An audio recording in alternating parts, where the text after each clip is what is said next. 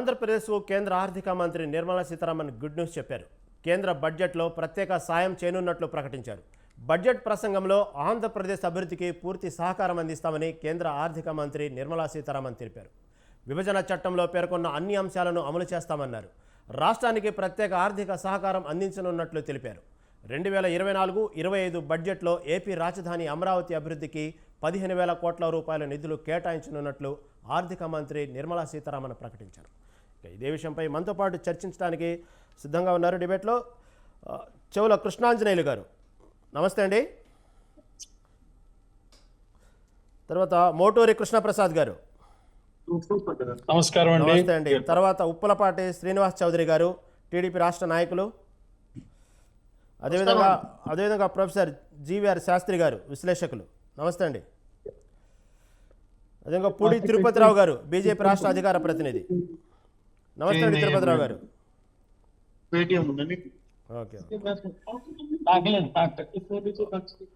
Okay, ముందుగా కృష్ణాంజనేయులు గారు.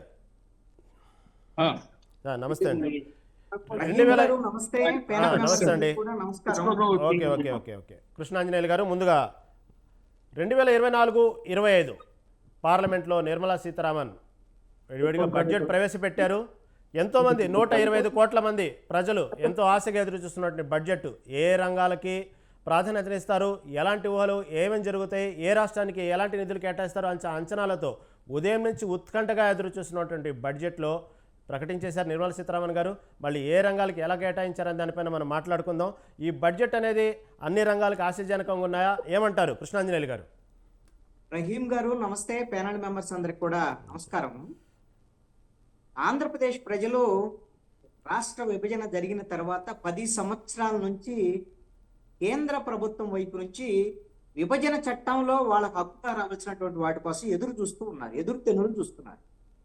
అయితే 2024 ఎన్నికల ఫలితాలు కొంత ఆంధ్రప్రదేశ్ ప్రజలకి ఆశలు రేపాయి. దాంట్లో ఎటువంటి సందేహం లేదు. ఆంధ్రప్రదేశ్లో తెలుగుదేశం, జనసేన, బీజేపీ కూటమి ఆంధ్రప్రదేశ్లో అధికారంలోకి రావటం, కేంద్రంలో కూడా 3వసారి ఎన్డీఏ అధికారంలోకి వచ్చి ప్రధానమంత్రిగా నరేంద్ర మోడీ 3వసారి సీట్లో కూర్చోవటానికి ప్రధానమైన కారణం ఆంధ్రప్రదేశ్లో ఉండేటువంటి తెలుగుదేశము, జనసేన.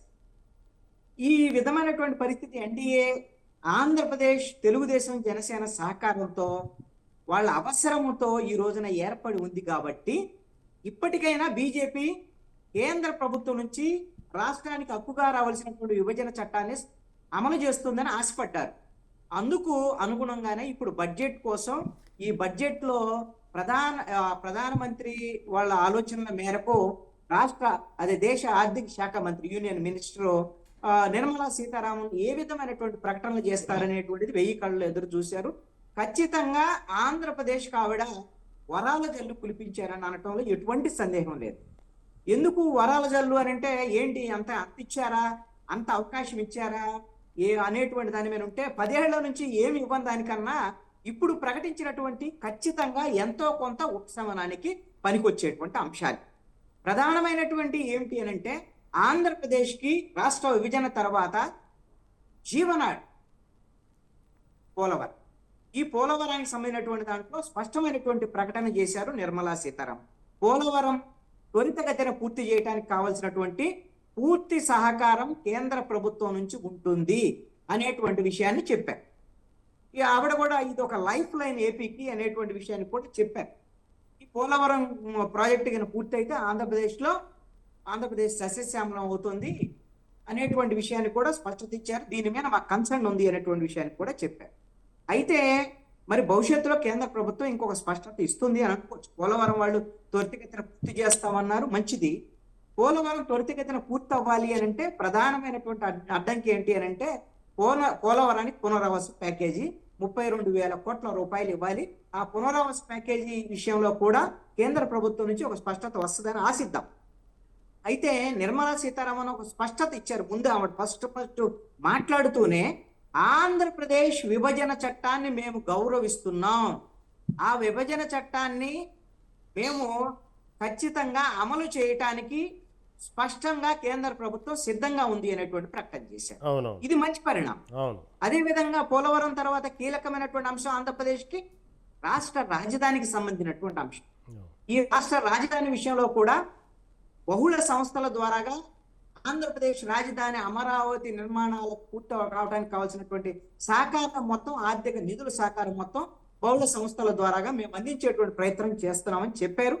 అదేవిధంగా రాష్ట్రానికి ఈ సంవత్సరంలో, ఈ ఆర్థిక సంవత్సరంలో 15,000 కోట్ల రూపాయలు నిధులు ఇస్తున్నట్టుగా ప్రకటించారు. ఇది ఖచ్చితంగా ఆంధ్రప్రదేశ్ రాష్ట్రానికి అతిపెద్ద వరాల జల్లు కింద చెప్పొచ్చు. 15,000 కోట్ల రూపాయలు ఈ సంవత్సరం ఇస్తా అన్నారు. అదే విధంగా ఈ విధమైనటువంటి ఆర్థిక సహకారం ఇంకా భవిష్యత్తులో కొనసాగుతుంది అనేటువంటి విషయాన్ని కూడా చెప్పారు. అవును, అవసరమైతే అదనపు నిధులు ఇస్తామన్నారు. అవును. అయితే ఇక్కడ ఆంధ్రప్రదేశ్ ప్రజలందరూ ఎదురు చూస్తున్నటువంటి అంశం ఏంటంటే ప్రత్యేక హోదా కోసం. మరి ప్రత్యేక హోదా విషయంలో పార్లమెంటు అదేవిధంగా కేంద్ర ప్రభుత్వం నిన్నే ఒక స్పష్టత ఇచ్చింది. కేంద్ర ఆర్థిక సహాయ మంత్రి పంకజ్ చౌదరి అనుకుంటా, ఆయన నిన్న స్పష్టం చేశారు. బీహార్ కు సంబంధించినటువంటి ఆర్జేడీ ఎంపీ అడిగిన దాంట్లో మేము ప్రత్యేక హోదా ఇవ్వట్లేదు బీహార్ కానీ. ఆంధ్రప్రదేశ్ ఇప్పుడు బీహార్కి ఇవ్వట్లేదంటే ఆంధ్రప్రదేశ్ కూడా ఇవ్వట్లేదని అర్థం, దాంట్లో ఎటువంటి సందేహం లేదు. అయితే అందుకనే ఈ రోజున ఆర్థిక శాఖ మంత్రి నిర్మలా సీతారామన్ ఒక స్పష్టత ఇచ్చారు. ఆంధ్రప్రదేశ్ లో పరిశ్రమల ఏర్పాటు కావాల్సినటువంటి సహకారం కేంద్ర ప్రభుత్వం నుంచి ఉంటుంది అనేటువంటి విషయాన్ని చెప్పి, ఈ పరిశ్రమలకు సహకారం అని అంటే మరి పారిశ్రామిక రాయితీలకు సంబంధించినటువంటి అంశాలు ఏముంటాయి ఏంటి అనేటువంటిది ఇంకా కొన్ని స్పష్టత ఇచ్చేదానికి అవకాశం ఉండొచ్చు. అయితే ఇంకా కీలకమైనటువంటి అంశం ఏమిటి అని అంటే, ఏవైతే పారిశ్రామిక రాయితీలతో పాటుగా రియల్ ఎస్టేట్, ఇప్పుడు ఇండస్ట్రియల్ డెవలప్మెంట్కి సంబంధించినటువంటి విషయంలో ఇప్పుడు అదేవిధంగా రైల్వే ప్రాజెక్టులు, విద్యుత్ రంగ సంబంధించినటువంటిది, మౌలిక వసతుల కల్పన, లేక నేషనల్ హైవేస్ కానీ వీటికి సంబంధించినటువంటి ప్రత్యేకంగా శ్రద్ధ తీసుకొని ఆంధ్రప్రదేశ్కి కేటాయింపులు ఉంటాయి అనేటువంటి విషయాన్ని కూడా చెప్పారు. దీంతో పాటుగా విశాఖ చెన్నై ఇండస్ట్రియల్ కారిడార్కు సంబంధించినటువంటి నిధుల కేటాయింపు విషయంలో కూడా ఖచ్చితమైనటువంటి హామీని నిర్మలా సీతారామన్ ఇచ్చారు. ఎకనామికల్ గ్రోత్ కు సంబంధించినటువంటి ఏపీ విషయంలో ఖచ్చితంగా కేంద్ర ప్రభుత్వం కట్టుబడి ఉంది అనేటువంటి విషయాన్ని చెప్పారు. అన్నిటికన్నా కీలకమైనటువంటి అంశం ఏంటంటే, ఉత్తరాంధ్రలో 3 జిల్లాలు, రాయలసీమలో 4 జిల్లాలకు సంబంధించి, దీంతో పాటు ప్రకాశం జిల్లా కూడా వెనుకబడినటువంటి జిల్లా, ఉమ్మడి ప్రకాశం జిల్లా. అంటే మొత్తం ఉమ్మడి 13 జిల్లాల్లో 8 జిల్లాలు, రాయలసీమ అదేవిధంగా ప్రకాశం 5, ఉత్తరాంధ్రలో 3, వీటికి అభివృద్ధికి అవసరమైనటువంటి నిధుల కేటాయింపు కూడా ఉంటుంది అనేటువంటి విషయాన్ని కూడా నిర్మలా సీతారామన్ చెప్పారు. ఇది కూడా విభజన చట్టంలో ఉన్నటువంటి మన ఆంధ్రప్రదేశ్ హక్కేనండి. 7 జిల్లాలకి బుందేల్ఖండ్ తరహా ప్యాకేజీ ఇవ్వాలి అనేటువంటిది విభజన చట్టంలో చాలా స్పష్టంగా ఉన్నటువంటి అంశం. దీనికి బుందేల్ఖండ్ తరహా ప్యాకేజ్ అంటే సుమారు 23,000 కోట్ల రూపాయలు నిధులు వస్తాయి. కానీ మొదటి 3 సంవత్సరాల్లో మాత్రమే ఒక్కొక్క జిల్లాకి 50 కోట్ల రూపాయలు చొప్పున 1,050 కోట్లు ఇచ్చారు. ఆ తర్వాత ఇవ్వలేదు. కాబట్టి ఇప్పుడు వాటిని పునరుద్ధరిస్తామనేటువంటి విషయాన్ని ఒక ప్రకటన చేశారు. కాబట్టి నేను అనుకుంటున్నాను ఇప్పుడు వచ్చినటువంటి ఈ ప్రకటన హామీలు ఖచ్చితంగా ఆంధ్రప్రదేశ్ ప్రజలకి ఈ కేంద్ర బడ్జెట్ లో ఒక స్పష్టమైనటువంటి హామీలు, ఇది వరాల జల్లుగానే చూడొచ్చు. ఇంతటితో మొత్తం సమస్యలన్నీ అయిపోయినాయి, ఆంధ్రప్రదేశ్ చేశారని కాదు, ఇంకా వస్తేదానికి ఇది ఒక మంచి సంకేతంగా భావించవచ్చు. అవును కృష్ణ, మీరు చెప్పినట్టు ఒక రంగం ఆంధ్రప్రదేశ్ కి గతంతో పోలిస్తే ఒక రంగం వరాల జల్లనే చెప్పుకోవాలి. ఓకే, ఇంకా బడ్జెట్ గురించి ఇంకా ముందు చర్చిద్దామండి. కృష్ణప్రసాద్ గారు, నిర్మలా సీతారామన్ గారు ప్రవేశపెట్టిన బడ్జెట్ లో కృష్ణప్రసాద్ గారు చెప్పేదేనండి, ఏదైతే బడ్జెట్ లో ఇప్పుడున్నటువంటి ఇన్కమ్ ట్యాక్స్ సంబంధించినటువంటి స్లాబ్స్ కానివ్వండి, కొన్ని ధరలు తగ్గినాయి ఈసారి బడ్జెట్లో. ముఖ్యంగా చూసుకుంటే మందులు కానీ, వైద్య పరికరాలు కానీ, మొబైల్ ఫోన్లు కానీ, ఛార్జర్స్ కానీ, అదేవిధంగా సోలార్ సంబంధించిన ప్యానెల్స్ కానీ ఇవన్నీ తగ్గినాయి. ఇవన్నీ ఒక ప్రధానంగా చూసుకుంటే ఇన్కమ్ ట్యాక్స్ సంబంధించిన స్లాబ్లో ట్యాక్స్ పేర్స్కి ఒక రకంగా ఆదా చేసుకునే మార్గాలు ఉన్నట్టేనా, ఒక మంచి స్లాబ్స్ అని అంటారా, ఏమంటారు విశ్లేషణ? ఇప్పుడు ఇన్కమ్ ట్యాక్స్ లో స్లాబ్స్ ఇంకా తగ్గించాల్సిన అవసరం ఉంది. మోస్ట్ ఇంపార్టెంట్, మనం ఏ దిశలో ప్రయాణం చేస్తున్నాం అనేది ఆర్థిక మంత్రి ఆ దిశని నిర్దేశించాల్సిన అవసరం ఉంది. అంటే tax the rich and give welfare to the poor అనేది ఒక కాన్సెప్ట్ ఉంటుంది. అది డెమోక్రటిక్ కాన్సెప్ట్. ఆ కాన్సెప్ట్ కాకుండా మనము ట్యాక్సేషన్ తగ్గించుకుంటూ ఎక్కువ మందిని ట్యాక్స్లోకి తీసుకురావాలి. ఇది ఒక కాన్సెప్ట్ లో కనుక ప్రయాణం చేస్తే ఎక్కువ మందికి, అంటే మనం ఎందుకని ఈ విషయం చెప్తున్నానంటే ఎక్కువ మంది కావాలి అది. ఒకవైపు 80 కోట్ల మందికి నేను ఉచితంగా అన్నం పెడుతున్నాను అన్నప్పుడు 80 మంది మనకి ట్యాక్స్ హ్యాబిట్ లోకి రారు. 80 కోట్ల మంది ట్యాక్స్ హ్యాబిట్ లోకి వచ్చి సంవత్సరానికి 1000 రూపాయలు ట్యాక్స్ కట్టగలిగిన 80 కోట్ల మంది 1000 రూపాయలు ట్యాక్స్ కట్టగలిగిన 80,000 కోట్ల ట్యాక్స్ వస్తుంది. ఎందుకని ఈ మాట చెప్తున్నానంటే ఆర్థిక పరమైన అంశాలు ఎప్పుడూ కూడా గ్రాస్ రూట్స్ నుంచి డెవలప్ అవ్వాలి. మనకి గ్రాస్ రూట్స్ అంతా దరిద్రంగా ఉంచుకుని పైన అంతా ఉపరితలం అంతా బ్రహ్మాండంగా ఉంది అంటే సాధ్యం కాదు. అందుకని ఇన్కమ్ ట్యాక్సేషన్ లో ఇంకా తీసుకోవాల్సినవి, తర్వాత ట్యాక్స్ తగ్గించాము, రిబేట్ ఇచ్చాము అనేది మిడిల్ క్లాస్ కి ఊరటగా కనిపిస్తుంది. కానీ అసలు ఎంతమందిని ట్యాక్స్ హ్యాబిట్ లోకి తేగలిగాము, ఎంతమందికి మనం ఎంప్లాయ్మెంట్ జనరేట్ చేయగలిగాం. ఇప్పుడు గత 10 ఏళ్లుగా ఎంఎస్ఎంఈ సెక్టర్లో తమరు చేసిన పెట్టుబడులు కానీ తీసుకొచ్చిన కొత్త ఉద్యోగాలు కానీ చెప్పాలి, అది డిస్కస్ జరగాలి. కొన్ని జరగల. ఇప్పుడు చేయవలసిన పని ఏంటి? ఎంఎస్ఎంఈకి నేను సంవత్సరానికి ఇది టార్గెట్ పెడుతున్నా, ఇన్ని కొత్త పరిశ్రమలు రావాలి, ఇంతమంది కొత్త వాళ్ళని ఉపాధిలోకి తీసుకోవాలి. ఇవాళకి వ్యవసాయ రంగంలో యూనివర్సిటీలు తీసుకొచ్చిన కొద్ది గొప్ప మార్పులు పట్టుకొచ్చేసి ఇవి చేశాము అన్నారు. పరిశోధనకి ఏది? నేను పరిశోధనకి ఇంత పెట్టుబడి పెడతాను అని చెప్పాలి. మనం అంటే పరిశోధనకి పెట్టుబడి మాట్లాడకుండా, పరిశోధనకి టార్గెట్లు ఫిక్స్ చేయకుండా, పరిశోధనకి మేము చూసుకుంటాము అంటే ఏం పరిశోధనకి చూసుకుంటాం? మొబైల్ ఫోన్లో ఒకటే కాదండి ప్రపంచం. మనకి గ్రామీణ ప్రాంతం నుంచి ఉపాధి పెరగాల.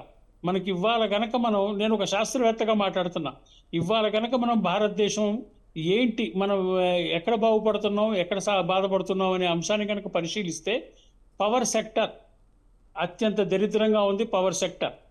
పవర్ సెక్టర్లో మనం ఎటుపోతున్నాం? కోల్ డిపెండెంట్, న్యూక్లియర్ డిపెండెంట్కి వెళ్తున్నాం. అలా కాకుండా renewable energy, small wind mills, తర్వాత సోలార్ ప్యానెల్స్ అంటే రూఫ్ టాప్ సోలార్, దీనికి ఏ స్థాయికి వెళ్ళాం అంటే ప్రతి ఇల్లు కనుక నేను నా విద్యుత్తుని ఉపయోగించుకోగలను, ప్రతి కాలనీ నాకు కావాల్సిన విద్యుత్తుని, నాకు కావాల్సిన నీరుని, మౌలిక సదుపాయాలు నేను చేసుకోగలను అనే స్థాయికి, సెల్ఫ్ సఫిషియన్సీకి రావడానికి కేంద్ర ప్రభుత్వం నుంచి రాయితీలు కానీ, పరిశోధన కానీ, ముందడుగు కానీ, ప్రోత్సాహకాలు కానీ ఏమీ కానీ కనపడలేదు. అలాగే అభివృద్ధి, మీరు పట్టణాభివృద్ధి గురించి మాట్లాడుతున్నారు. అసలు పట్టణాభివృద్ధి అనే అంశంలో కీలకమైన అంశం సెటిలైట్ టౌన్స్ డెవలప్మెంట్. అసలు ఈ అర్బన్ ఫ్లష్ ఏంటి? ఊళ్ళు ఖాళీ చేసి ప్రజలు పట్టణాలకు రావటం ఏంటి? ఒక వ్యక్తి పట్టణానికి వస్తే ప్రభుత్వానికి అయ్యే ఖర్చు ఎంత? అతని ఆరోగ్యం, అతని ప్రయాణం, అతని ఆహారం, అతని ఉపాధి, ఇన్ని ఖర్చులు ప్రభుత్వానికి పడతాయి. అసలు అతనికి మనం గ్రామీణ ప్రాంతంలో ఉపాధి ఎందుకు కల్పించలేకపోయాం? అక్కడ కల్పించడానికి ఏం చర్యలు తీసుకోవాలి? తర్వాత మన ప్రకృతి వనరులు ఎట్లా కాపాడుకోవాలి? Forest conservation act, forest conservation రూల్స్ని అమెండ్ చేయడం జరిగింది. అసలు అక్కడ మనం ఆర్గానిక్ ఉత్పత్తులు చేస్తే అడవి ప్రజలు దానికి మనం ఎలా రూపకల్పన చేయొచ్చు? లైక్ ఫర్ ఎగ్జాంపుల్ మన భారతదేశంలో కనుక మనం చూసుకుంటే దాదాపు 22 కోట్ల మంది ప్రజలు అడవి ప్రాంతాల్లో జీవిస్తున్నారు. వీళ్ళందరికీ మనం వాళ్ళకున్న చేతి వృత్తులు, వాళ్ళు చేస్తున్న పనులు, వాళ్ళు పండిస్తున్న పంటలు, వాళ్ళకి చేతనైన పని కనుక మనం మెయిన్ స్ట్రీమ్ ఆఫ్ ఎకనామిక్స్ లోకి తేగలిగాం అనుకోండి, అంటే అదే చెప్తున్నారు. వాళ్ళందరి జీవితాలు కూడా అభివృద్ధిలోకి వస్తాయి. స్టాండర్డ్ డిడక్షన్ కూడా, అవును కృష్ణప్రసాద్ గారు, స్టాండర్డ్ డిడక్షన్ కూడా 50,000 నుంచి 75,000 పెంచినట్టు కూడా చెప్తున్నారు. ఒక్క సెకండ్, ఇంకొక చిన్న పాయింట్ చెప్పండి. అదే నేను అనేది, మనం ప్రపంచవ్యాప్తంగా కనుక చూసుకుంటే per capital consumption of steel కనుక చూస్తే భారతదేశం అన్నిటికన్నా తక్కువ. ఎందుకని? మనకి బోల్డ్ అన్ని గుడిసెల్లో బతుకుతున్నాం, ఇంకా గుడిసెలకి కేవలం లాకులు, గొళ్ళేలు మాత్రమే స్టీలు. సో అందుకనే మనం తగలబడితే మనుషులు చచ్చిపోతూ ఉంటారు, ఫైర్ యాక్సిడెంట్ జరిగినా, వరదలు వచ్చినా. సో ఈ హౌసింగ్, మనిషి లైఫ్ కి మనం విలువ ఎక్కడిస్తున్నాం? ఇవాళ యంగ్ ఇండియా యంగ్ ఇండియా కాబట్టి యంగ్ ఇండియాని మానవ వనరులని ఎలా అభివృద్ధి చేస్తున్నాం, దాని ద్వారా కింద స్థాయిలో గ్రాస్ రూట్ లెవెల్లో ఎకానమీని ఎట్లా స్ట్రెంథన్ చేస్తున్నాం, ఆ పైన ఉపరితలం ఎలా చేస్తామో ఏంటి అనేది secondary aspect. Okay, grass root చర్చిద్దామండి. లెవెల్ ఎకనామిక్స్ పెంచకుండా అవును కృష్ణ స్లాబులు మార్చేసాను, మిడిల్ క్లాస్ ని అట్రాక్ట్ చేశానంటే సరైన విధానం కాదని నా అభిప్రాయం. అవును కృష్ణప్రసాద్ గారు, ఎందుకంటే ట్యాక్స్ పేర్స్ కూడా ఈసారి పర్సంటేజ్ పెంచాలని, స్లాబులు పెంచాలని, దానివల్ల కొంచెం పొదుపు చేసుకోవాలని కూడా ఆశించారు. వాళ్ళకి తగ్గట్టుగానే కొంచెం స్లాబులు కొంచెం ఆశాజనకంగా ఉన్నాయని చెప్పుకోవాలి. ఎందుకంటే స్టాండర్డ్స్ కూడా 50,000 నుంచి 75,000 పెంచడం కూడా జరిగింది. కొన్ని వర్గాలకి ఇది ఆశాజనకమే. మీరు చెప్పినట్టుగానే కొంచెం లోతుగా విశ్లేషణ చేయాల్సిన అంశాలే మీరు చెప్పేది. ఓకే, మీ దగ్గర మళ్ళీ వస్తామండి సార్, మళ్ళీ డిస్కస్ చేద్దాం, చాలా సబ్జెక్ట్ ఉంది. శ్రీనివాస్ చౌదరి గారు నమస్తే అండి. శ్రీనివాస్ చౌదరి గారు, దాదాపుగా మీరు విన్నారు, మీరు చూశారు. ఆ కేంద్ర బడ్జెట్ అనేది ఆంధ్రప్రదేశ్కి ఒక రకంగా చెప్పాలంటే వరాల జల్లే అనుకోవాలి. కాకపోతే చాలామంది ఎదురు చూసింది మాత్రం స్పెషల్ స్టేటస్ అనేది కూడా చాలామంది ఎదురు చూశారు. నిన్న బడ్జెట్కి ముందు జరిగినటువంటి ఆల్ పార్టీ మీటింగ్లో దాదాపుగా కొన్ని రాష్ట్రాలు గట్టిగానే వాదించినాయి ప్రత్యేక హోదా కావాలి అన్నట్టు. దాంతోపాటు వైసీపీ పార్టీ కూడా ప్రత్యేక హోదా మీద గట్టిగానే స్వరం అనిపించింది. కానీ టీడీపీ పార్టీ ఎక్కడ ప్రత్యేక హోదా గురించి మాట్లాడలేదు. కానీ దానికి తగ్గట్టు నిధులని వాళ్ళు స్వీకరించాలని ఆగారా, లేకపోతే గట్టిగానే అడగపోవటానికి ఏమైనా సపరేట్ రీజన్ ఉందంటారా? ఎందుకు ఈ విధంగా బడ్జెట్లో కూడా ఎక్కడా రాలేదు ఆ టాపిక్, ఏమంటారు? గారు, మొదట మీకు మన సూత్ర టీం ప్రేక్షకులకి, కృష్ణప్రసాద్ గారికి, కృష్ణాంజనేయ గారికి, బీజేపీ నేత దుర్గారావు గారికి నమస్కారాలు. మీరు వేసిన ప్రశ్నలోనే చాలా బ్రహ్మాండమైన సమాధానం ఉంది. గతంలో 10 ఏళ్లుగా 5 ఏళ్ళు జగన్మోహన్ రెడ్డి గారు చేసిన ప్రయత్నం, ఆయనకు ముందు మేము కూడా ఉమ్మడి ఎన్డీఏ ప్రభుత్వం ఉన్నప్పుడు చాలా అంశాలపైన శ్రద్ధ చేస్తాం. అయితే జగన్మోహన్ రెడ్డి గారు తిక్కలోడు తిరునాళ్ళకి పోయి వస్తాడనే కథగా ఉండిపోయింది, కానీ ఎప్పుడు కూడా ఆంధ్ర రాష్ట్రానికి ఎటువంటి నిధులు రాలేదు. సో చంద్రబాబు గారు 2 సార్లు పోతేనే Bengaluru to Amaravati highway road కావచ్చు, కడప టన్నల్ కావచ్చు, నేషనల్ హైవే కావచ్చు, గతంలోనే 98,000 కోట్ల రూపాయలు కేటాయించారు. నిన్న జల విద్యుత్ శాఖ మంత్రిని కలిసిన రాష్ట్ర నీటిపారుదల శాఖ గారికి 12,000 కోట్ల రూపాయలు అమరావతి కేటాయిస్తూ ఉత్తర్వులు జారీ చేశారు. సో ఈ రోజు అమరావతికి 15,000 కోట్లు ఇవ్వడమే కాకుండా రాష్ట్రానికి అనేక అంశాల పైన, పోలవరం విషయం కావచ్చు, విద్యా నైపుణ్య విషయం కావచ్చు, దాని మీద 40,000 కోట్ల రూపాయలు దేశవ్యాప్తంగా కేటాయించిన భాగంగా మనకు రావడం, అలాగే విభజన అంశాలకు పూర్తిగా కట్టున్నా చెప్పడం అనేది ఇంతమంది ఎప్పుడు లేదండి.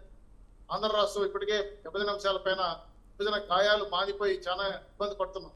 అవన్నీ కూడా ఈరోజు మళ్ళీ విభజన చట్టం మళ్ళీ తెర మీదకి రావడం, ఆ యొక్క నిధులన్నీ మీకు కట్టడి చేస్తామనే విషయం పైన కాకుండా ఉన్న 20 ఉమ్మడి జిల్లాల్లో 23 జిల్లాల్లో 8 జిల్లాలకి వెనుకబడి జిల్లా నిధులు కేటాయించడం అనేది ఒక సంతోషకరమైన వార్త. దీంతో పాటు నీటిపారుదల శాఖకు సంబంధించింది కాకుండా రాయలసీమ, ఉత్తరాంధ్ర 8 జిల్లాలతో పాటు కాకుండా నీళ్లు, రోడ్లు, హైవేల పైన ప్రత్యేక నిధులు కేటాయిస్తామని చెప్పడం, అలాగే జిఎస్టీలో కీలక మార్పులు తీసుకొచ్చి సామాన్యుడికి అందుబాటులో తీసుకొస్తామని చెప్పడం, ప్రధానంగా ఆంధ్రప్రదేశ్ ఇండస్ట్రియల్ కారిడార్స్ కి కట్టుబడి ఉంటామని చెప్పడం, ఇది కాకుండా చెన్నై, విశాఖ నగరాలతో పాటు Bengaluru, Anantapur industrial corridors priority ఇవ్వడం అనేది, అలాగే స్టాంపు డ్యూటీలు పెంచుకోవడానికి రాష్ట్రానికి పర్మిషన్ ఇవ్వడం, ఇవన్నీ చూస్తే రాష్ట్ర పరిధిలో విభజించిన తర్వాత ఆంధ్రప్రదేశ్ కి ఇంత పెద్ద ఎత్తున భారీగా నిధులు కేంద్రం కేటాయించడం అనేది ఒక మంచి సదుపాయం. పైన ఎన్డీఏ గవర్నమెంట్, ఇక్కడున్న Andhra Pradesh NDA government double engine సర్కార్ అనేది దాని ఫలితాలు ఇప్పుడు కనబడుతున్నాయి. జనసేన, తెలుగుదేశం పార్టీ, బీజేపీ నాయకులు ఉమ్మడి కృషితో ఆంధ్ర రాష్ట్రానికి భారీ ఎత్తున నిధులు రావడం, అభివృద్ధికి కేటాయించడం, ఇవన్నీ శుభపరిణామాలుగా మేము భావిస్తున్నాం. చంద్రబాబు నాయుడు గారు విజనరీ ముఖ్యమంత్రి గారు, బీజేపీ నాయకులు ఇటు పురంధేశ్వర్ కావచ్చు, అటు మోడీ గారు కావచ్చు, పవన్ కళ్యాణ్ గారు యంగ్ అండ్ డైనమిక్ లీడర్ గా ఈ రాష్ట్ర భవిష్యత్తు కట్టుబడి ఉన్నాం. కాబట్టి ఈరోజు ఈ పోలవరం లాంటి జీవనాడి యొక్క నిర్మాణం పూర్తి చేయడానికి పూర్తి సహకారం ఇస్తున్నారంటే ఖచ్చితంగా రాష్ట్ర ప్రభుత్వానికి ఆంధ్రప్రదేశ్ ప్రయారిటీ ఇచ్చారు ఎన్డీఏ గవర్నమెంట్ కేంద్రంలో. దీనికి వారికి అందరికి కూడా నేను అభినందనలు, శుభాకాంక్షలు తెలియజేసుకున్నాను. అయితే ఇంతటితో ఆకుండా రాష్ట్రానికి హితోతీతంగా మళ్ళీ కూడా మేము సహకరిస్తామని చెప్పడం అనేది కూడా మరొక మంచి పరిణామం. టోటల్ గా ఆంధ్ర రాష్ట్ర ప్రభుత్వం యొక్క రాజకీయ పార్టీలుగా ఎన్డీఏ కూటమికి ఇది గొప్ప విజయం. రాష్ట్ర ప్రజలు ఏవైతే కాంక్షించి మమ్మల్ని గెలిపించారో, 164 సీట్లు ఇచ్చారో, వాళ్ళకి దీన్ని మేము పూర్తి స్థాయిలో అందించడానికి, సేవ చేయడానికి కృషి చేస్తామని చెప్పి మీ ద్వారా తెలియజేస్తున్నాం. బాబు గారు 2 సార్లు వెళ్ళొచ్చిన దానికి ఇంత భారీ ఫలితాలు వస్తే రైట్. జగన్మోహన్ రెడ్డి గారు సార్, 46 సార్లు ఇచ్చారు, 46 రూపాయలు కూడా తీసుకురాలేకపోయారు. ఇది వాళ్ళ దుర్మార్గం.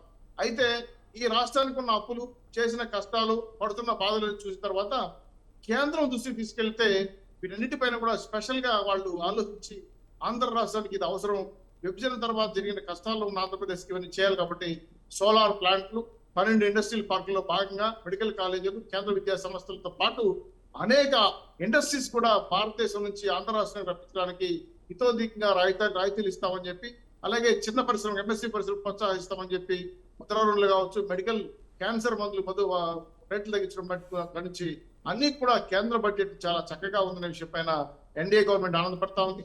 ఎస్పెషల్లీ ఆంధ్రప్రదేశ్ కి ఇంత పెద్ద ఎత్తున నిధులు వరద, నేనైతే నిధులు వరద అని చెప్తాను. ఎందుకంటే ఎప్పుడు ఇంత భారీగా ఇవ్వలేదు. పోలవరానికి 12,000 కోట్లు, అదేవిధంగా ఈ రోజు అమరావతి 15,000 కోట్లు, మొన్న బాబు గారు ఇచ్చినప్పుడు నెక్స్ట్ 98,000 కోట్ల రూపాయలు కేటాయించడం అనేది బహుశా నాకు తెలిసి చరిత్రలో విభజన తర్వాత గొప్ప శుభపరిణామంగా భావిస్తున్నాం. మేము ఎన్డీఏ ప్రతినిధులకి, రాజకీయ నాయకులందరూ కూడా మా పార్టీ నాయకుల తరఫున శుభాకాంక్షలు తెలియజేస్తున్నాం. భవిష్యత్తులో మరింత స్వర్ణాంధ్రప్రదేశ్ అభివృద్ధి చేయడానికి, రాష్ట్ర అభివృద్ధి కోసం ఎన్డీఏ కూటమి కట్టుబడి ఉంటుంది. ఆంధ్ర రాష్ట్ర ప్రజలు ఏవైతే ఆశించి మమ్మల్ని ఓటేసి గెలిపించారో వాళ్ళందరికీ విజయాన్ని అంకితం చేస్తామని చెప్పి తెలియజేస్తాం. అవునవును చౌదరి గారు, వాస్తవంగానే ఆంధ్రప్రదేశ్కి మంచి వరాలనే చెప్పుకోవాలి. ఓకే, చర్చిద్దాం దాని మీద. జీవీఆర్ శాస్త్రి గారు. సార్ శాస్త్రి గారు నమస్తే అండి. దాదాపుగా మ్యాజిక్ ఫిగర్ మిస్ అయ్యి ఏదైతే, ఓకే తిరుపతిరావు గారు నమస్తే అండి. తిరుపతిరావు గారు నమస్కారం. ఓకే నమస్తే అండి తిరుపతిరావు గారు. దాదాపుగా మ్యాజిక్ ఫిగర్ మిస్ అయ్యి కేంద్రంలో ఏదైతే ఉందో మిత్రపక్షాల ఊతంతో అధికారం చేపట్టిన కేంద్ర ప్రభుత్వం ఇదిగా ఏదైతే అధికారం చేపట్టిందో మిత్రపక్షాల ఊతంతో ఆ ఇంపాక్ట్ కనబడుతుందని అనుకోవాలా బడ్జెట్లో, లేదంటే నిజంగానే రాష్ట్రాలు అంటే ఇచ్చుకుంటున్నామా వాయనం పుచ్చుకుంటాం వాయనం అన్నట్టు ఆ చందాన వీళ్ళకి వాళ్ళు సహకరించారు కాబట్టి మేము ఇది ఇస్తున్నాం అన్నట్టు ఉందా? నిజంగానే కట్టుబడి ఉందా బీజేపీ దీని మీద? హార్ట్లీగానే ఇచ్చారా బడ్జెట్లో? ఎలా అనుకోవాలి? విమర్శకుల దృష్టిలో చూస్తే అలా విమర్శకుల్లో కూడా 2 రకాలు ఉంటారు. ఎక్కడో కొండను దవ్వుతాంలే ఒక ఎలక పట్టుకుందాం కదా అన్నటువంటి చూసేవాళ్ళు ఉంటారు. అసలు కొండ తవ్వితే ఏమొస్తుందని చూసేవాళ్ళు కూడా ఉంటారు. ఈ ఎక్కడ పట్టే వాళ్ళని విడిచిపెట్టేస్తే విమర్శకులను కూడా ఆహ్వానిస్తుంది భారతీయ జనతా పార్టీ. ఎందుకనేసి అంటే సద్విమర్శలు అనేవి ఎప్పుడు ప్రభుత్వానికి కానీ, ప్రజలకు కానీ, ఎవరికి వ్యక్తిగతంగా కానీ, వ్యవస్థీకృతంగా కానీ అది అవసరం. ఆ నేపథ్యంలో విమర్శలు అనేవి పక్కన పెడితే, ఒకటి ఇవాళ వచ్చినటువంటి బడ్జెట్ మోడీ ప్రధానమంత్రిగా 3.0 మొదటి బడ్జెట్. రెండోది గత 10 సంవత్సరాల్లో, అంటే మొదటి 5 సంవత్సరాలు తీసుకుంటే అంతకు ముందు ప్రభుత్వం నిర్వాహకం వలన వాటిని సరిదిద్దుకోవడానికే సరిపోయినటువంటి ఒక సమయం. రెండో పర్యాయం 5 సంవత్సరాలు తీసుకున్నట్లయితే అందులో దాదాపు 2 సంవత్సరాల పాటు కోవిడ్ నేపథ్యంలో యావత్ ప్రపంచం ఎదుర్కొన్నటువంటి క్లిష్టమైనటువంటి పరిస్థితులు. ఈ నేపథ్యంలో ఇవాళ ఏదైతే 3వ పర్యాయం మొదటి బడ్జెట్ ఒక మంచి వాతావరణంలో, అంటే భవిష్యత్తు మీద ఖచ్చితమైనటువంటి గ్యారంటీతో ప్రవేశపెట్టబడినటువంటి బడ్జెట్ అనేది మేము చెప్పగలం. ఎందుకో నేను చెప్పాను, గత పర్యాయాల్లో ఉన్నటువంటి పరిస్థితుల నేపథ్యంలో ఆ అవకాశం చిక్కల. ఇవాళ అయితే మాత్రం ఖచ్చితంగా ఎన్డీఏ ప్రభుత్వానికి ఒక మంచి వాతావరణంలో ఒక బడ్జెట్ ని తీసుకొచ్చే అవకాశం చిక్కింది. దాన్నే ఇవాళ బడ్జెట్ లో ప్రతిబింబించేసి ప్రధానంగా 9 అంశాలను తీసుకోవడం జరిగింది. దేశ అభివృద్ధిని దృష్టిలో పెట్టుకొని, దేశంలో ఉన్నటువంటి పౌరుల సంక్షేమాన్ని దృష్టిలో పెట్టుకొని. ఒకటి, వ్యవసాయంలో ఉత్పాదకత పెంపు.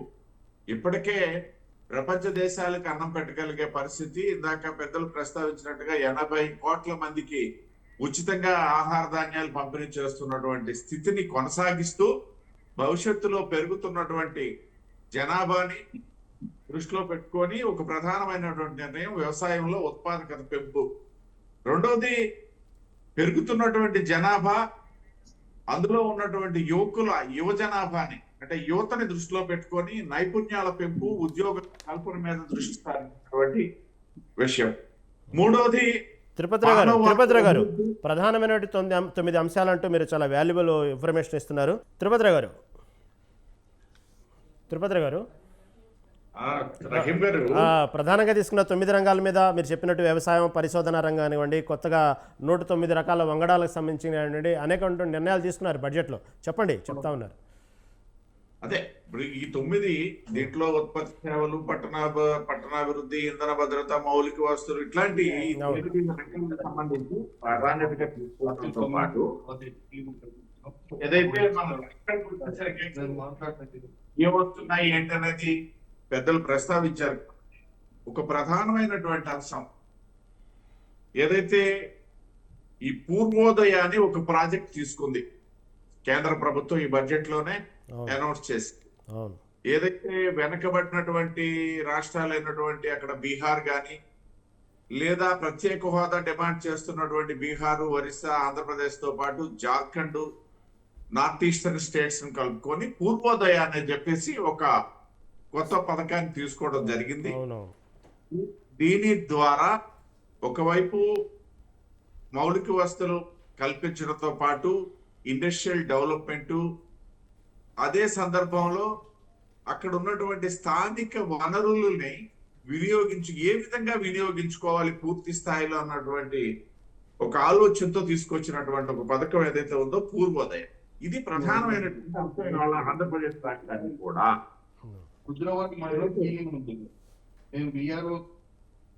చెప్పండి, మీరు కంటిన్యూ చేయండి. తిరుపతిరావు గారు మీరు కంటిన్యూ చేయండి. ఏదైతే ఇప్పుడు ఈ ప్రత్యేక నేను అంటే ఇంకా స్టడీ చేయాల్సి ఉంది మీరైతే మేమైతేనే బడ్జెట్ ని. ప్రత్యేక ప్యాకేజీ నేపథ్యంలో, ఈ పూర్వోదయ పథకం నేపథ్యంలో ఆంధ్రప్రదేశ్ రాష్ట్రము ఏదైతే గతంలో ఈ ప్రత్యేక హోదాకి సంబంధించి అంటే ఈ పరిశ్రమలకు సంబంధించినటువంటి అంశాన్ని కూడా పరిగణలోకి తీసుకుంటే ఇవన్నీ కూడా ఆంధ్రప్రదేశ్ రాష్ట్రంలో ఫుల్ఫిల్ అవడానికి ఇది ఒక మంచి అవకాశం ఈ బడ్జెట్ ద్వారా వచ్చింది. డబుల్ ఇంజిన్ సర్కార్ చెప్పేసి మేము ఏదైతే ఎన్నికల్లో 3 పార్టీలు కలిపి ఇక్కడ ప్రజల దగ్గరికి వెళ్ళడము, ప్రజలు ఆదరించినటువంటి తీరు, అమితంగా ఆదరించినటువంటి తీరు, వారి ఆశలు ఈవేళ నెరవేరబోతున్నాయి. గతంలో కేంద్రంలో గాని రాష్ట్రంలో గాని లేని పరిస్థితులు ఇవాళ ఉన్నటువంటి సందర్భంలో మేము ప్రజలకి ఏదైతే అప్పీల్ చేశామో, ప్రజలు ఏదైతే విశ్వాసం మా మీద ఉంచారో దాన్ని అనుగుణంగా ఇవాళ బడ్జెట్ రూపకల్పన జరిగింది. ప్రత్యేకించి అమరావతికి ఒక బడ్జెట్ లో 15,000 కోట్ల రూపాయలు కేటాయింపు ఏదైతే ఉందో, గత ప్రభుత్వం 5 సంవత్సరాల్లో అమరావతిని ఏ విధంగా అయితే నిర్వీర్యం చేయడానికి ప్రయత్నం చేసి సక్సెస్ఫుల్ గా పక్కకు వెళ్ళిపోయిందో, ఇవాళ ఆ 15 యాక్చువల్ గా నేను చెప్తున్నా, ఏ రాష్ట్రంలో ఉన్నటువంటి ఏ పౌరుడు కూడా ఒకవేళ వస్తే ఇస్తే ఒక 5,000 కోట్ల రూపాయలు ఈ బడ్జెట్ లో రావచ్చు అని చెప్పేసి ఆలోచించారు. 15,000 కోట్ల రూపాయలు చాలా పెద్ద విషయము. అమరావతి అభివృద్ధికి అది ఒక పెద్ద. తిరుపతిరావు అవునవును, మీరు చెప్పినట్టే 15,000 కోట్లు ఇవ్వటం అనేది ఇది కాదు. దాంతో పాటు అంతటి కాకుండా అవసరమైన నిధులు కూడా దాని తగ్గట్టు ఇంకా పెంచుతామని చెప్పారు. అదొక మంచి సుపరిణామే. ఓకే, మాట్లాడదాం దాని మీద. కృష్ణాంజనేయులు గారు, మ్యాజిక్ ఫిగర్ రాని కేంద్ర ప్రభుత్వం అంటే నిరుద్యోగులకు కానివ్వండి, ఇటు మధ్యతరగతి ప్రజలకు కానివ్వండి, ఇటు రైతులకు కానివ్వండి, దూరం అవటం వల్లే కొన్ని సీట్లు తగ్గినటువంటి భావన బీజేపీలో ఉంది. అందుకే ఈసారి బడ్జెట్లో వాళ్ళకి ప్రముఖంగా ఎక్కువ ప్రాధాన్యత ఇచ్చారని అనుకోవాలా, ఏమనుకోవాలి? ఇక్కడ మీరు గతంలో బడ్జెట్లకి ఈ బడ్జెట్లో కొంత డిఫరెన్స్ ఉన్నమాట వాస్తవమే, దాంట్లో ఎటువంటి సందేహం. ఎందుకు అని అంటే 2014-2019లో బీజేపీ ఉన్నటువంటి బలము, ఆ ధీమా, ఎవరి సహకారం లేకుండా వాళ్లే అధికారంలో ఉండగలిగినటువంటి బలం వాళ్ళకు ఉండటము, అవన్నీ ఖచ్చితంగా బడ్జెట్లో కూడా మనకి రిఫ్లెక్ట్ అయ్యాయి. అందుకే కదా 10 ఏళ్ల పాటు మనం ఆంధ్రప్రదేశ్ నష్టపోయి ఉంది. ఇందాక తిరుపతిరావు గారు ఏం చెప్తున్నారు, మొదటి 5 ఏళ్ళు వాళ్ళు చేసుకోలేకపోయారు, ఆ తర్వాత 5 ఏళ్ళు వీళ్ళు చేసుకోలేకపోయారు అంటే ఈ 10 ఏళ్ళ నుంచి బీజేపీయే కదా, బీజేపీ గవర్నమెంటే ఉంది. వాళ్ళు చేసుకోలేకపోయారు, వీళ్ళు చేసుకోలేకపోయారు, మీరు ఇవ్వాల్సింది ఇవ్వలేదు అనేటువంటి బాధ. సరే ఇచ్చారు కాబట్టి ఇప్పుడు సంతోషం. కృష్ణాంజనేయులు గారు మీరు సరిగా జరిగింది ఏదో వినలేదు. జరిగింది. మీరు సరిగా తిరుపతి- వినలేదు. తిరుపతిరావు గారు ఉండండి కంటిన్యూ చేయనివ్వండి, ఇంకా మాట్లాడినివ్వండి ఆయన. చెప్పింది వీళ్ళు చేసుకోపోయారు వాళ్ళు. దాంతో పాటు అప్పుడు వచ్చినటువంటి మొదటి విడత వచ్చేటప్పుడు అంతకు ముందు కాంగ్రెస్ ప్రభుత్వం తాలూకా వైఫల్యాలను సరిదిద్దుకోవడానికి సమయము, రెండో విడతలో కోవిడ్ 2 సంవత్సరాలు పీడించినటువంటి సందర్భాన్ని ఎస్టాబ్లిష్ చేశారు. అవును, ఇవి చేయలేదు అనేది ఒక్కటే కాదు, అక్కడ చేసుకోలేకపోవడం అనేదాన్ని నేను తక్కువగానే ప్రస్తావించా. ఓకే టోటల్గా మాట వచ్చిందిలేండి. కృష్ణాంజలి గారు మేము కంటిన్యూ చేయండి. 10 ఏళ్ల పాటు ఆంధ్రప్రదేశ్ విషయంలో ఎంతో కొంత వివక్ష ప్రదర్శించినటువంటి మాట వాస్తవం. దాంట్లో ఎటువంటి సందేహం లేదు. గతం ముఖ్యమంత్రిగా ఉన్నటువంటి జగన్మోహన్ రెడ్డి కానీ, అంత 2014 నుంచి 19 వరకు ఉన్నటువంటి చంద్రబాబు నాయుడు కానివ్వండి, చంద్రబాబు నాయుడు ఏకంగా ధర్మ పోరాట దీక్షలే చేసినటువంటి పరిస్థితి కూడా చూశాం కదా. కారణం ఏంటి అంటే వాళ్ళకు పూర్తి స్థాయి బలం ఉండటమే. వాళ్ళకు పూర్తి స్థాయి బలం ఉంది కాబట్టి వాళ్ళు అసలు కనీసం మిత్రులనే పట్టించుకున్నటువంటి పరిస్థితుల్లో ఇబ్బందులు గురైనటువంటి పరిస్థితి. సరే జరిగింది ఏదో జరిగింది. ఇప్పటికైనా సరే కేంద్ర ప్రభుత్వము ఆంధ్రప్రదేశ్ పట్ల అనివార్యంగా వాళ్ళు వాళ్ళ బాధ్యతను వాళ్ళు ఈ రోజు తెలుసుకున్నారు. దీనికి ఏదైనా కానివ్వండి, ఎందుకంటే లేడీ కాళ్ళు లేక కాదు కాలం వచ్చి చిక్కిందని ఇప్పుడు ప్రధానమంత్రిగా 3వసారి నరేంద్ర మోడీ ఆ సీట్లో కూర్చోవాలి అని అంటే దానికి ప్రధానమైనటువంటి కారణం ఆంధ్రప్రదేశ్ ప్రజలు ఇచ్చినటువంటి 21 లోక్సభ స్థానాలు. దాంట్లో ఎటువంటి సందేహం లేదు కదా. ఆ కృతజ్ఞత కూడా ఇప్పుడు ఎంతో కొంత ప్రదర్శించారు కేంద్ర ప్రభుత్వం వైపు నుంచి. సంతోషం. ఒక మంచి ప్రారంభం 10 ఏళ్ల తర్వాత అయినా మొదలైంది కాబట్టి మంచిదే. ఇది కొనసాగిద్దే అని అనుకుందాం. మాటల వరకు బడ్జెట్ లో కేటాయింపులు అదేవిధంగా ఈ సంవత్సరంలోనే 15,000 కోట్ల రూపాయలు ఇస్తామని కూడా చెప్పుకున్నారు కాబట్టి ఒక క్లారిటీగా ఒక స్పష్టమైనటువంటి ప్రకటనలు ఉన్నాయి. కేవలం చూస్తాం చేస్తాం. గతంలో బీజేపీ వాళ్ళు ఏం చెప్పారంటే ఏపీకి మేము ఇవ్వాల్సినట్టుకన్నా ఎక్కువ ఇచ్చేస్తాం అనేటువంటి చెప్పేవాళ్ళు. దానికి ఏమి ఇచ్చారయ్యా అంటే అదిగో చూడండి అక్కడ ఇళ్ళు ఎక్కువ ఇచ్చాం, అదిగో చూడండి బాత్రూమ్లు ఇచ్చాం, అదే విధంగా చూడండి హైవేలు చూడండి అని అంటే ఇప్పుడు కోల్కతా నుంచి మద్రాసు వెళ్ళే హైవేలో హైవేకి సంబంధించినటువంటి ఏమైనా ఉంటే మధ్యలో ఆంధ్రప్రదేశ్ వదిలిపెట్టాం చేస్తారు, వేయరు కదా. ఇవన్నీ కూడా ఇప్పుడు వరకు ఈ విధమైనటువంటి ఒక స్పష్టత కేంద్ర ప్రభుత్వానికి కూడా వచ్చింది. కృష్ణాంజలి గారు మీరు చెప్పినట్టే ఎవరు కాదన్నా అవునన్నా 2014, 2019 పరిస్థితులు వేరు. అప్పుడు కావాల్సినటువంటి బలం వాళ్ళకు ఉంది కాబట్టి మీరు చెప్పినట్టు ఇప్పుడు అవసరం ఉంది కాబట్టి కొన్ని పరిణామాలను బట్టి నిధులు ఇస్తున్నారు. అది ఎవరు అనుకున్నా కాదనుకున్నా 14, 19, 24 పరిస్థితులు వేరు, బడ్జెట్ పరిస్థితులు వేరు. మీరు చెప్పినట్టుగానే కొన్ని ఎక్కువ ఇచ్చేసామన్న సందర్భాలు ఉన్నాయి, కొన్ని ఏమో పోలవరానికి ఏటీఎంలా వాడుకున్నారని చెప్పిన సందర్భాలు కూడా ఉన్నాయి. ఏమైనా గత మంచి రోజులు వచ్చినాయి అనుకోవాలి ఏపీకి. ఓకే, దాన్ని మళ్ళీ చర్చిద్దామండి. కృష్ణప్రసాద్ గారు, దాదాపు మీరు చెప్పినట్టే రోదసి రంగానికి 1000 కోట్లు ఇప్పుడే ఇండస్ట్రియల్ ప్రతినిధులు కూడా మాట్లాడారు. దానికి సంబంధించి అంతరిక్ష రంగ సాంకేతిక అభివృద్ధి కోసం 1000 కోట్లు కేటాయించినట్లు తెలిపారు. అదేవిధంగా వీటి ద్వారా ప్రభుత్వ గుర్తింపు పొందిన 180కి పైగా స్పేస్ టెక్నాలజీ స్టార్టప్స్కు సాయం లభించనుంది. భారత్కు ప్రస్తుతం రోదసిలో 55 ఉపగ్రహాలు ఉన్నాయి. కాబట్టి ఇది ఒక మంచి పరిణామం అనుకోవాలా కృష్ణప్రసాద్ గారు? ఇప్పుడు ఇంపార్టెంట్ ఫ్యాక్టర్ రహీం గారు మీరు గమనించాల్సింది ఏంటంటే 24లో ప్రజలు ఇచ్చిన తీర్పు ఏంటంటే సంపూర్ణమైన మెజారిటీ ఇవ్వలేదు. ఎందుకని ఇవ్వలేదు? 14లో కానీ 19లో కానీ మీరు ప్రకటించుకుని వచ్చిన ఎన్నికల్లో గెలవటానికి కారణాలు వేరు, మీ ఎజెండాలు వేరు. 24లో మీరు అదే ఎజెండాలు పెట్టుకుని వచ్చినా కూడా గెలవలేదు. ఇక్కడ మీరు సపోర్ట్ తీసుకున్నారు. ముందే అనుకున్న ఎన్డీఏ కూటమి కావచ్చు, బీహార్ కానీ ఆంధ్రప్రదేశ్ కానీ కలిసి వచ్చిన తర్వాత మీరు బీహార్కి ఆంధ్రప్రదేశ్కి వరాల జల్లు కులిపించారు. ఏం అభ్యంతరం లేదు. నా పాయింట్ ఏంటంటే 10 ఏళ్ళు గడిచిపోయాయి, ఎట్లా గడిచాయి ఏంటి వివరణ అడగట్లా. ఈ సంవత్సరం కొత్తగా ఎన్డీఏ అంటే మేమేమనుకున్నామంటే మాలాంటి వాళ్ళు ఓకే ఇప్పుడు కేంద్ర ప్రభుత్వం ప్రజాస్వామిక పద్ధతిలో ప్రభుత్వం నిర్వహిస్తుంది కాబట్టి ఈ సిచ్యువేషన్లో ప్రభుత్వం ఏం చేయాలి? కన్సల్టేటివ్ కమిటీస్ ఫామ్ చేయాలి. కన్సల్టేటివ్ కమిటీస్ ఫామ్ చేసి ఇప్పుడు మేము స్టార్టప్స్కి ఇచ్చాము, అనౌన్స్ చేసాము అన్నారు. ఈ స్టార్టప్స్ పదం ఎన్నాళ్ళ నుంచి వింటున్నాం? ఎన్ని స్టార్టప్స్, దాని రోడ్ మ్యాప్ ఏంటి? ఇప్పుడు సెట్టింగ్ అంబిషన్స్, స్పీకింగ్ అంబిషన్సే కాదు, declaring road map is important. And declaring road map ఏదో గవర్నమెంట్ కూర్చొని ఫైనాన్స్ మినిస్టర్ గారు ఇంకో 4 మంత్రులు కూర్చొని చేయాలని నేను అంటలా. అది సాధ్యం కాదు. ఎవరైనా కానీ, ఈవిడ కానీ ఇంకెవరు వచ్చినా ఫైనాన్స్ మినిస్టర్గా సాధ్యం కాదు. ఇది ఎప్పుడు సాధ్యం అవుతుంది? మీరు వివిధ రకాల ప్రజలని, దానికి సంబంధించిన వాళ్ళని పిలిచి వాళ్ళ దగ్గర నుంచి ఆస్పిరేషన్స్ ఏంటి, రోడ్ మ్యాప్ ఏంటి, హౌ డూ యూ, నేను నీకు డబ్బులు ఇస్తే నువ్వేం చేస్తావని అడగాలి కదా.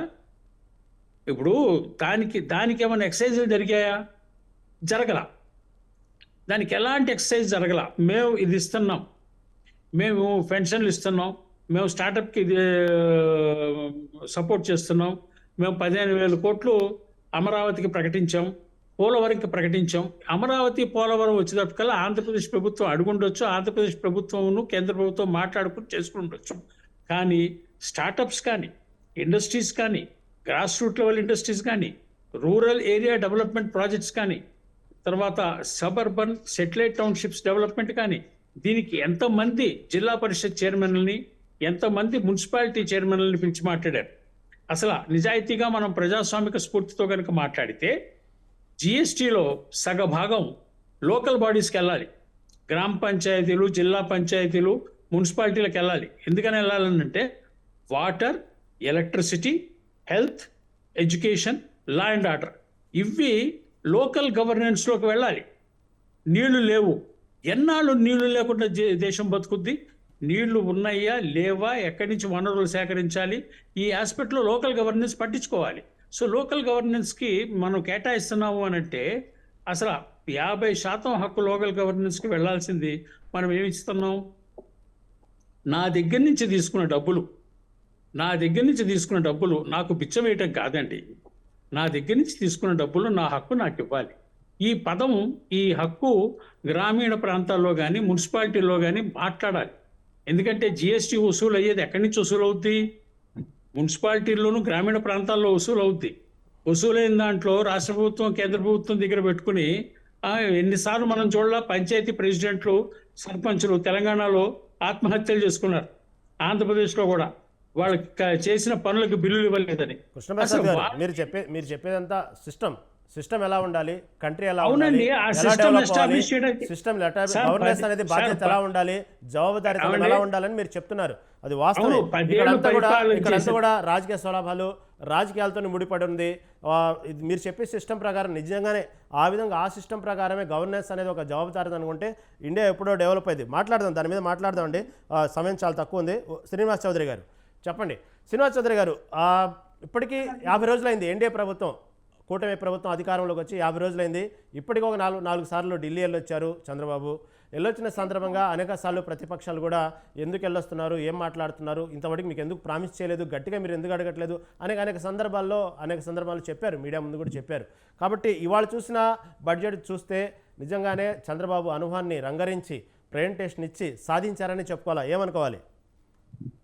గారు, నేను గత 2-3 రోజులుగా డిబేట్లో మాకున్న సమస్య ఏంటంటే చంద్రబాబు నాయుడు గారికి 35 రోజులు 40 రోజులు చూపించి గవర్నమెంట్ ఏర్పాటు చేశారండి, ఏమీ రాలేదు అని ఓని బ్లూ మీడియాలో ఒకే గోల. మేము చెప్తే కూడా అర్థం కాదు. అయ్యా ఓపీ పట్టండి, మీకు నిధులు బడ్జెట్ ప్రవేశపెట్టబోతున్నారు, దాని మీద చర్చలు జరుగుతున్నాయి, బాబు గారు వెళ్ళారు, కొన్ని అంశాలు డిస్కస్ చేస్తారు, వాళ్ళు చెప్పారని చెప్పినంటే నమ్మట్లా. అంటే ఇది కూడా తెలుగుదేశం పార్టీ కూటమి, మా కూటమి ఎన్డీఏ కూటమి, ఇక్కడ మా కూటమే ఉంది, కేంద్రంలో మా కూటమే ఉంది. కాబట్టి మేము మాట్లాడుకునేది కూడా పెద్ద సమస్య అయిపోయింది. మీరు 35 రోజులు అయింది, మీకేం ఇంకా ఏమో లేదు, మోడీ గారు ఏమో లేదు, యుద్ధం ప్రకటించండి, కట్లెత్తుకోండి, కత్తులు తీసుకోండి అని మాట్లాడారు. నవ్వుకున్నాం. ఏం చేసేది? పసిబిడ్డ ఇప్పుడే 35-40 రోజులు అయిన పుట్టిన బిడ్డ పైన అత్యాచారం చేస్తామంటే వైసీపీ నాయకులు ఏం చేయాలి? నేను మాకే బాధ కలిగించింది. సో ఇంత దుర్భరంగా ఢిల్లీలో పోయి ధర్నా చేస్తాను, శాసనసభలో నిరసన తెలియజేస్తాను, అయ్యా జగన్మోహన్ రెడ్డి గారు మీకు దండమేటి చెప్తున్నాను, ఢిల్లీకి వెళ్ళండి, ప్రత్యేక హోదా కావాలని ఆమరణ ఆర్థిక చేయండి, మరో పొట్టి శ్రీరాములు కండి, మేము ఇచ్చే సూచన అదే. అంత గొప్ప నాయకుడిగా, అంతేగాని ఆంధ్ర రాష్ట్ర యొక్క పరువును ఢిల్లీలో తీయద్దు. ఎందుకంటే ఇంకా ఎక్కువ మంది ఇండస్ట్రీస్ వస్తున్నారు. ఇప్పుడిప్పుడే కూతురు పడింది మా ఎన్డీఏ కూటమి. అనేక పథకాలు కేంద్రం సహకరిస్తా ఉంది. అప్పుల విషయంలో, వడ్డీల విషయంలో రాయితీలు ఇస్తున్నారు. ఇంకా వీలైతే శాసనసభకు వచ్చి మంచి రాజకీయ సూచనలు చేసి ఒక ప్రతిపక్ష నాయకుడు కాకపోయినా ఒక రాజకీయ పక్ష నాయకుడు సలహా ఇస్తామని కోరుతున్నాం. అదేలేసి 30 రోజులు అయిపోయింది, 40 రోజులు అయిపోయింది అంటే కొన్ని లెక్కలు చెప్పాడు.